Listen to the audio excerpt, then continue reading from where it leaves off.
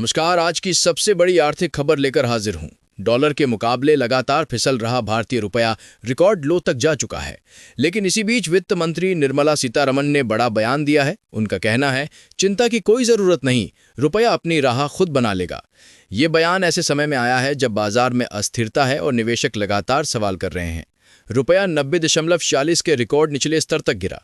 4 दिसंबर को रुपया डॉलर के मुकाबले 90.46 तक फिसल गया, अब तक का सबसे कमजोर स्तर। विशेषज्ञ ट्रेड डील में देरी, विदेशी निवेशकों की बिकवाली और वैश्विक डॉलर स्ट्रेंथ को इसकी बड़ी वजह बता रहे हैं।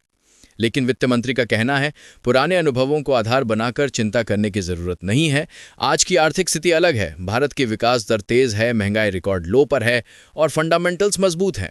उन्होंने ये भी कहा कि रुपया डॉलर की चाल को देश की मजबूत अर्थव्यवस्था के संदर्भ में समझना चाहिए, यानी सिर्फ गिरावट देखकर निष्कर्ष निकालना ठीक नहीं है।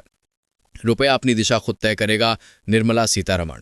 वित्त मंत्री ने साफ कहा कि विदेशी बाजारों में कई तरह के उतार चढ़ाव आते रहते हैं, लेकिन भारत की मौजूदा आर्थिक स्थिति ऐसी है कि रुपया समय के साथ अपनी स्थिर राह खुद खोज लेगा।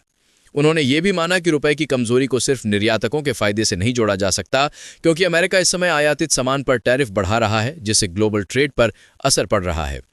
जीडीपी ग्रोथ 8.2%, महंगाई 0.25%, मजबूत संकेत। सरकार का दावा है कि भारतीय अर्थव्यवस्था की रफ्तार अभी भी मजबूत बनी हुई है।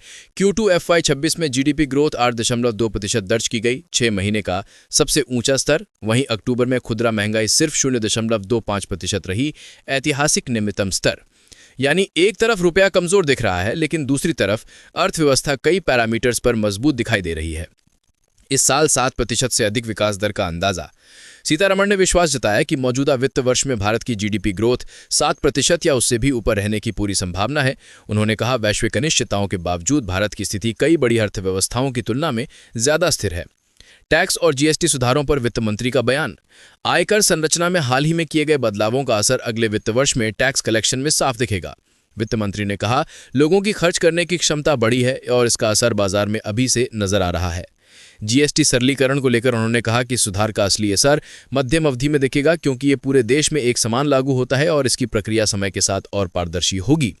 तो कुल मिलाकर वित्त मंत्री ने साफ संदेश दिया है कि रुपए की गिरावट को लेकर घबराने की जरूरत नहीं। भारत की मजबूत अर्थव्यवस्था आने वाले महीनों में इसका संतुलन खुद बना देगी। क्या रुपए की कमजोरी जल्द रुक जाएगी? क्या विदेशी निवेश फिर से तेजी पकड़ेंगे? इन सभी सवालों पर आने वाले दिनों में स्थितियां और स्पष्ट होंगी। मैं फिलहाल यहीं विराम लेता हूं। नई अपडेट्स के साथ जल्द हाजिर रहूंगा।